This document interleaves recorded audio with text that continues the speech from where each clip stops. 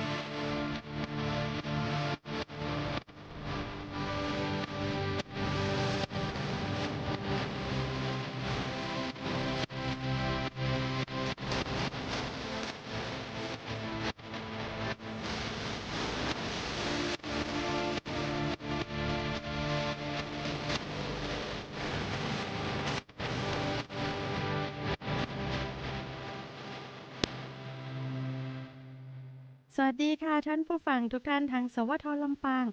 FM 97 MHz นะคะ อยู่กันตรงนี้ในรายการบ่ายเมาส์เล่าข่าวจัดหางานค่ะ อยู่กันทุกวันจันทร์เวลา 13 นาฬิกาถึงประมาณ 13 นาฬิกา 30 นาทีค่ะ อยู่ตรงนี้กับแตงโมวิภาวรินทร์มีดี และสำนักงานจัดหางานจังหวัดลำปางค่ะ ช่วงแรกนี้เราเริ่มต้นกันด้วยเรื่องราวของการเดินทางไปทำงานต่างประเทศค่ะใครที่สนใจอยากเดินทางไปทำงานต่างประเทศอย่างถูกต้องตามกฎหมายนะคะติดต่อกันได้ที่สำนักงานจัดหางานจังหวัดลำปางเริ่มต้นกันด้วยประเทศแรกเลยค่ะประเทศญี่ปุ่นนะคะใครที่สนใจตอนนี้ค่ะกรมการจัดหางานรับสมัครผู้ฝึกปฏิบัติงานเทคนิคคนไทยไปฝึกงานในประเทศญี่ปุ่นโดยผ่านองค์กร IM Japan ค่ะรับสมัครแล้ววันนี้จนถึงวันที่ 31 มีนาคม 2569 นะคะโดยคุณสมบัติค่ะจะต้องเป็นเพศชายอายุ 20 ปีบริบูรณ์นะคะไม่เกิน 30 ปีค่ะสำเร็จการศึกษาระดับมัธยมศึกษาระดับปวช ปวส หรือปริญญาตรีไม่จำกัดสาขาวิชาค่ะส่วนสูงไม่ต่ำกว่า160เซนติเมตรผลภาระราชการทหารเรียบร้อยแล้วนะคะรวมถึงไม่มีรอยสักหรือความผิดปกติทางร่างกายด้วยนะคะแล้วก็ไม่มีความประพฤติเสียหายไม่เคยสูบบุหรี่ไม่เคยเป็นผู้ไปฝึกงานเทคนิคในประเทศญี่ปุ่นด้วยวีซ่าเทคนิเชียนอินเทอร์นะคะรวมไปถึงไม่เคยไปทำงานในประเทศญี่ปุ่นนะคะสายตาปกติไม่บอดสีค่ะแล้วก็สามารถทำงานในโรงงานอุตสาหกรรมได้นะคะใครที่คุณสมบัติครบถ้วนนะคะสามารถสมัครได้แล้ววันนี้ถึง 31 มีนาคม 2569 นะคะสมัครผ่านเว็บไซต์ toea.doe.go.th ตลอด 24 ชั่วโมงเลยทีเดียวนะคะหรือจะเตรียมเอกสารแล้วมาสมัครกันได้ที่สำนักงานจัดหางานจังหวัดลำปางก็ได้เช่นกันค่ะโดยหลังจากที่ทุกคนสมัครเรียบร้อยแล้วนะคะก็จะมีการทดสอบนะคะไม่ว่าจะเป็นทดสอบในเรื่องของภาษาค่ะเป็นความรู้เบื้องต้นเกี่ยวกับภาษาญี่ปุ่นนะคะการเขียนตัวเขียนฮิราคานะตัวเขียนคาตาคานะนะคะหรือแม้กระทั่งในส่วนของการทดสอบสมรรถภาพร่างกายค่ะการวิ่งซิทอัพดันพื้นนะคะเพื่อทดสอบความพร้อมในเรื่องของการเดินทางไปทำงานในประเทศญี่ปุ่นค่ะแล้วหลังจากนั้นค่ะก็จะมีการเข้ารับการฝึกอบรมก่อนที่จะเดินทางไปทำงานในประเทศญี่ปุ่นนะคะเป็นระยะเวลาประมาณ4เดือนค่ะ4เดือนในประเทศไทยแล้วก็1เดือนในประเทศญี่ปุ่นทั้งหมดรวม5เดือนเนาะ5เดือนนี้อบรมอะไรบ้างค่ะกรมการจัดหางานจะเป็นผู้อบรมภาษาวัฒนธรรมการใช้ชีวิตรวมไปถึงขนบธรรมเนียมประเพณีในการทำงานด้วยนะคะก็อบรมกันที่กรุงเทพมหานครนะคะในส่วนของค่าใช้จ่ายค่ะค่าเดินทางค่าต่างๆนะคะก็จะมีค่าหนังสือเดินทางค่าตรวจสุขภาพค่ายื่นขอวีซ่าค่าถ่ายรูปแล้วก็ค่าพจนานุกรมอันเนี้ยคนงานจะต้องรับผิดชอบค่าใช้จ่ายเองประมาณ10,000 กว่าบาทค่ะส่วนค่าใช้จ่ายอื่นๆนะคะกรมการจัดหางานแล้วก็องค์กร IM Japan เป็นผู้ดำเนินการออกค่าใช้จ่ายให้ทั้งหมดเลยนะคะใครที่สนใจก็สามารถที่จะสมัครกันได้นะคะโครงการนี้มีดี3ต่อค่ะต่อแรกคือไม่ต้องเรียนภาษากับบริษัทเอกชนนะคะหรือโรงเรียนเอกชนสามารถเรียนกับกรมการจัดหางานได้เลยต่อที่2ก็คือไปฝึกงานแล้วได้เงินเดือนด้วยนะคะได้ค่าตอบแทนเดือนละประมาณ 42,000 บาทโดยประมาณนะคะตามอัตราค่าจ้างขั้นต่ำของประเทศญี่ปุ่นต่อที่3ค่ะก็คือหลังจากทำงานครบ3ปีเรียบร้อยแล้วคนงานจะได้รับค่าตอบแทนในส่วนของเงินทุนในการประกอบอาชีพอีกประมาณ 180,000 บาทนะคะแล้วก็ต่อที่4ค่ะมีโอกาสทำงานต่อทั้งในประเทศไทยและก็ในประเทศญี่ปุ่นนะคะโดยนายจ้างเนี่ยส่วนใหญ่แล้วรอรับตัวเข้าทำงานเลยนะคะซึ่งเป็นโครงการดีๆจากกรมการจัดหางานนะคะสำหรับใครที่สนใจอยากไปทำงานในประเทศญี่ปุ่นโดยผ่านองค์กร IM Japan นะคะสมัครแล้ววันนี้ถึง 31 มีนาคม 2569 นะคะผ่านเว็บไซต์ toea.doe.go.th สมัครได้ตลอด 24 ชั่วโมงเลยค่ะ อีกประเทศหนึ่งค่ะที่กรมการจัดหางานรับสมัครนั่นก็คือรับสมัครคนหางานไปทำงานที่ประเทศไต้หวันในตำแหน่งช่างเชื่อมและช่างประกอบนะคะซึ่งรับสมัครวันนี้วันสุดท้ายแล้วนะคะโดยรับสมัครเพศชายอายุ 22-45 ปีไม่จำกัดส่วนสูงและน้ำหนักระดับสายตาปกติสายตาไม่บอดสีนะคะไม่จำกัดวุฒิการศึกษาและไม่เป็นบุคคลที่มีประวัติอาชญากรรมค่ะถ้าหากมีประสบการณ์ด้านงานเชื่อมท่อและก็เชื่อมถังโลหะนะคะก็จะพิจารณาเป็นพิเศษเช่นกันนะคะใครที่สนใจนะคะก็สามารถสมัครได้แล้ววันนี้วันสุดท้ายนะคะย้ำกันอีกครั้งหนึ่งสำหรับประเทศไต้หวันตำแหน่งช่างเชื่อมและช่างประกอบนะคะรับเยอะเหมือนกันนะคะก็สามารถที่จะสมัครได้ด้วยตนเองผ่านเว็บไซต์ toea.doe.go.th วันนี้วันสุดท้ายค่ะอีกประเทศหนึ่งค่ะที่กรมการจัดหางานจัดส่งนะคะเป็นการรับสมัครคนหางานเพื่อไปทำงานในเขตบริหารพิเศษหมาเก๊านั่นเองนะคะซึ่งเป็นสถานประกอบกิจการที่เป็นในส่วนของโรงแรมนะคะที่อยู่ในคาสิโนนะคะซึ่งเป็นโรงแรม5ดาวนะคะรับสมัครตำแหน่งพนักงานนวดสปาค่ะคุณสมบัติเป็นเพศหญิงอายุ 21-40 ปีมีประสบการณ์ด้านการทำงานนวดสปาในโรงแรม5ดาวหรือคาสิโนอย่างน้อย3ปีนะคะมีความรู้ด้านผิวหน้าทักษะการนวดตัวแล้วก็มีเคยนวดหูด้วยนะคะแล้วก็สามารถนวดเท้าได้ก็จะพิจารณาเป็นพิเศษนะคะรวมไปถึงมีใบรับรองการผ่านการนวดบำบัดมานะคะจะพิจารณาเป็นพิเศษเลยนะคะใครที่สนใจก็เตรียมตัวสมัครกันได้นะคะสมัครตั้งแต่วันที่17ถึง23มีนาคม2569นี้นะคะรับสมัครตำแหน่งพนักงานนวดสปาจำนวน5อัตราค่ะเงินเดือนนะคะอยู่ที่ประมาณ 57,624 บาทสัญญาจ้าง1ปีค่ะโดยที่กรมการจัดหางานเป็นผู้สมัครแล้วก็ดำเนินการจัดส่งไปทำงานในประเทศมาเก๊านะคะโดยค่าใช้จ่ายค่ะคนงานจะเสียค่าใช้จ่ายอยู่ประมาณ 4,000 กว่าบาทเองนะคะค่าใช้จ่ายถ้าไปกับกรมการจัดหางานจะเสียค่าใช้จ่ายไม่เยอะนะคะก็เตรียมเอกสารและสมัครกันได้ค่ะผ่านเว็บไซต์ toea.doe.go.th หรือจะสอบถามรายละเอียดกันก่อนก็ได้ค่ะที่หมายเลขโทรศัพท์ 054-265-052 054-265-052 กับสำนักงานจัดหางานจังหวัดลำปางค่ะฝากประชาสัมพันธ์ถึงแรงงานไทยที่เดินทางไปทำงานในประเทศอิสราเอลนะคะรวมไปถึงญาติของแรงงานไทยที่เดินทางไปทำงานในประเทศทางแถบตะวันออกกลางนะคะช่วงนี้ยังมีสถานการณ์ความไม่สงบในตะวันออกกลางอยู่นะคะก็แนะนำให้คนงานค่ะติดตั้งแอปพลิเคชัน Smart TOEA นะคะเพื่อแจ้งพิกัดของแรงงานไทยที่ไปทำงานในต่างประเทศนะคะในแถบตะวันออกกลางนะคะแอปพลิเคชันนี้ค่ะสามารถทำการดูประวัติการเดินทางไปทำงานต่างประเทศของคนงานได้ด้วยนะคะรวมไปถึงข้อมูลต่างๆที่จำเป็นในต่างประเทศค่ะไม่ว่าจะเป็นข้อมูลของสถานเอกอัครราชทูตในแต่ละประเทศนะคะรวมไปถึงข้อมูลช่องทางการติดต่อเมื่อเกิดเหตุในต่างประเทศด้วยนะคะท่านใดที่ยังไม่ได้ติดตั้งแอปพลิเคชันนะคะหรือญาติของท่านใดที่อยู่ในแถบตะวันออกกลางนะคะก็สามารถที่จะติดตั้งแอปพลิเคชัน Smart TOEA ได้เลยนะคะหรือจะสอบถามรายละเอียดเพิ่มเติมได้ที่สำนักงานจัดหางานจังหวัดลำปางก็ได้นะคะ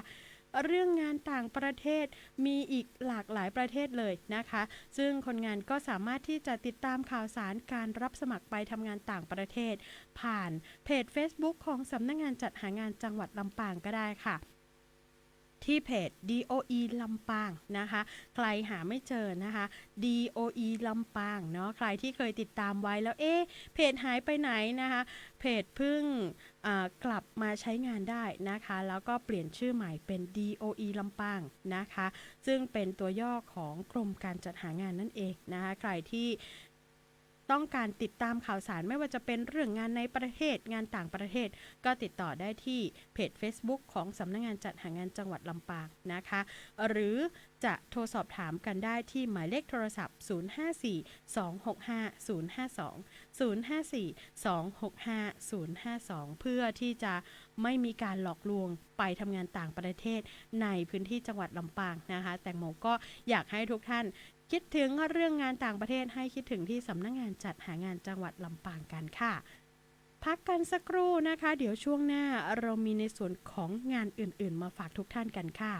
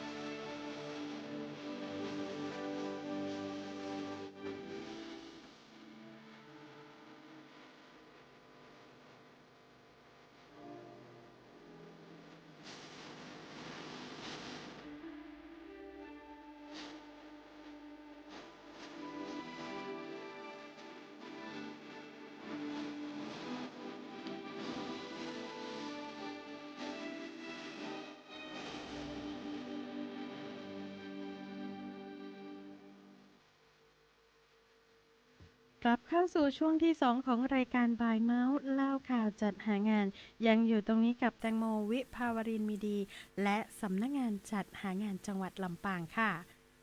ช่วงที่2ช่วงนี้นะคะจะเป็นในส่วนของที่กรมการจัดหางานค่ะโดยสำนักงานจัดหางานจังหวัดลำปางช่วงนี้จะมีการออกพื้นที่นะคะหลายๆท่านที่ไม่สามารถที่จะเดินทางมาที่สำนักงานจัดหางานจังหวัดลำปางได้ค่ะก็สามารถไปรับบริการกันได้นะคะโดยวันที่19มีนาคม2569นี้นะคะจะเป็นการออกให้บริการนอกพื้นที่นะคะในโครงการจังหวัดลำปางเคลื่อนที่นะคะโดยสำนักงานจัดหางานจังหวัดลำปางค่ะจะไปให้บริการในส่วนของการรับสมัครคนหางานนะคะไม่ว่าจะเป็นทั้งงานในประเทศแล้วก็งานต่างประเทศนะคะหรือใครที่ว่างงานอยู่นะคะต้องการลงทะเบียนหางานนะคะก็สามารถที่จะไปรับบริการกันได้รวมไปถึงใครที่ลงทะเบียนหางานเรียบร้อยแล้วนะคะแล้วก็เป็นผู้ที่ได้รับการชดเชยเงินจากประกันสังคมนะคะก็ที่สามารถที่จะไปรายงานตัวกันได้ในวันที่19มีนาคม2569นะคะแล้วก็มีในส่วนของการรับสมัครคนหางานไปทำงานต่างประเทศโดยรัฐจัดส่งด้วยนะคะไม่ว่าจะเป็นโครงการ IM Japan นะคะหรือประเทศอื่นๆที่กรมการจัดหางานจัดส่ง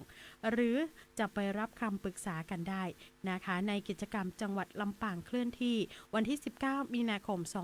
2569ณเทศบาลตำบลเมืองยาวหมู่ที่2อำเภอห้างฉัตรจังหวัดลำปางนะคะไปเจอกันได้19มีนาคมนี้ที่เทศบาลตำบลเมืองยาวค่ะ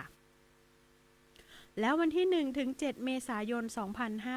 2569นะคะสำนักงานจัดหางานจังหวัดลำปางโดยกรมการจัดหางานค่ะก็เป็นสัปดาห์การให้บริการประชาชนเนื่องในวันข้าราชการพลเรือนประจำปีงบประมาณพุทธศักราช2569นะคะซึ่งตั้งแต่วันที่1ถึง7เมษายนนี้ค่ะก็จะมีการให้บริการทั้งการรับสมัครงานในประเทศต่างประเทศนะคะรวมถึงการให้บริการอื่นๆของกรมการจัดหางานด้วยนะคะก็รับบริการกันได้ 1-7 เมษายนไม่เว้นวันหยุดราชการกันเลยนะคะก็ใครที่ไม่ว่างช่วงวันปกตินะคะก็ไปรับบริการกันได้ในช่วง 1-7 เมษายน 2569นะคะในสัปดาห์วันให้บริการประชาชนเนื่องในวันข้าราชการพลเรือนประจำปีงบประมาณพุทธศักราช2569ให้บริการกันที่สำนักงานจัดหางานจังหวัดลำปางนะคะรวมไปถึงจะมีนายจ้างสถานประกอบการนะคะมาสัมภาษณ์แล้วก็ทราบผลกันในวันนั้นเลยนะคะแต่เดี๋ยวพอทราบความชัดเจนกว่านี้นะคะว่ามีนายจ้างไหนบ้างที่รับสมัครในวันนั้นแล้วนายจ้างท่านใดมาวันไหนนะคะเดี๋ยวแตงโมจะมาเล่าให้ทุกท่านฟังกันใน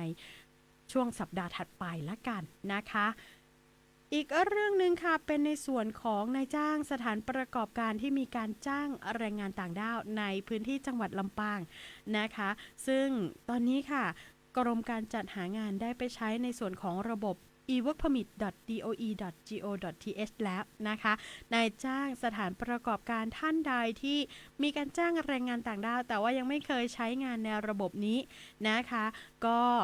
ให้ดำเนินการในส่วนของการเข้าใช้งานในระบบง่ายๆ5ขั้นตอนค่ะขั้นตอนแรกคือการกรอกข้อมูลนะคะในเว็บไซต์ e-workpermit.doe.go.thกรอกข้อมูลอะไรบ้างกรอกข้อมูลส่วนตัวของนายจ้างค่ะชื่อที่อยู่เบอร์โทรศัพท์นะคะแล้วก็ห้างร้านไหนที่มีใบประกอบธุรกิจก็แนบเอกสารเข้าไปด้วยนะคะ2ก็คือการสรุปข้อมูลการเข้าใช้งานค่ะ3คือนายจ้างสถานประกอบการก็กดสร้างรหัสนะคะรหัสที่ตัวเองจำได้นะคะแล้วก็4ค่ะยืนยันอีเมลเพื่อขอรับ OTP นะคะแล้วหลังจากนั้นขั้นตอนที่5ดำเนินการเสร็จสิ้นกดเข้าสู่ระบบ e-workpermit.doe.go.th นี้ทำอะไรได้บ้าง1คือยื่นขอใบอนุญาตทำงานของแรงงานต่างด้าวที่เป็นกลุ่ม MOU ทั้งหมดเลยค่ะไม่ว่าจะเป็นกัมพูชาลาวเมียนมาหรือเวียดนามนะคะที่ยื่นนจ.2 กันนั่นแหละนะคะ2ค่ะคือยื่นคำขอแทนคนต่างด้าวกลุ่มที่มีทักษะฝีมือไม่ว่าจะเป็นคุณครูชาวต่างชาติหรือแม้กระทั่งผู้บริหารต่างๆที่เข้ามาทำงานในประเทศไทยนั่นเองนะคะ3ค่ะคือยื่นคำขอใบอนุญาตทำงานตามมาตรา 63/2 คือกลุ่มบัตรสีชมพูทั้งหลายนั่นแหละนะคะใครที่ มีกลุ่มนี้ก็ต้องเข้าไปใช้งานเช่นกันนะคะรวมไปถึงการแจ้งไม่รับคนต่างด้าวเข้าทำงานนะคะหรือไม่ยินยอมให้คนต่างด้าวเข้าทำงานกลุ่มนี้ในลำปางไม่ค่อยมีนะคะแล้วก็การจ้าง